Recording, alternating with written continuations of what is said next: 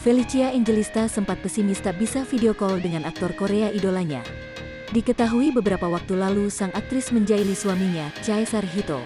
Ia mengaku sedang ngidam untuk melakukan panggilan video dengan aktor idola, Song Joong Ki.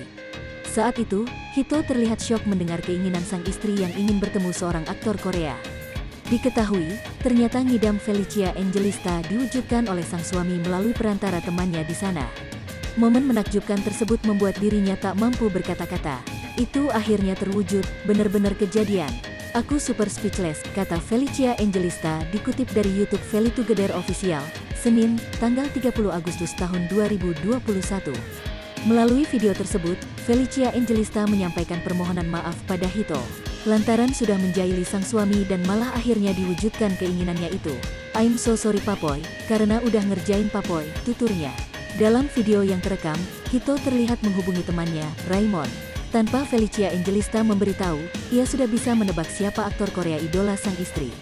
Di situ, ia meminta agar bisa mewujudkan keinginan Felicia Angelista untuk video call dengan Song Joong Ki. Namun, setelah tahu ternyata cuma prank, Hito sempat panik karena terlanjur menghubungi temannya. Apalagi Raymond di Korea kala itu sedang berusaha mencari nomor manajemen Song Joong Ki. Dia sempat terus gimana aku udah ngehubungin, terang Felicia Angelista. Kendati demikian, Felicia Angelista merasa ngidamnya saat itu sangat mustahil terwujud. Hingga akhirnya, Felicia Angelista bisa video call dengan Song Joong Ki yang berada di lokasi syuting. Saat sang aktor baru keluar dari ruangan, istri Hito langsung syok dan merasa senang.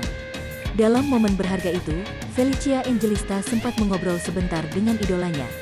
Ia menerangkan hanya menyampaikan rasa kagumnya dan telah menonton semua drama Korea sang aktor. Berhasil video call dengan Song Joong Ki, ia langsung teriak histeris tak kuasa membendung rasa senangnya.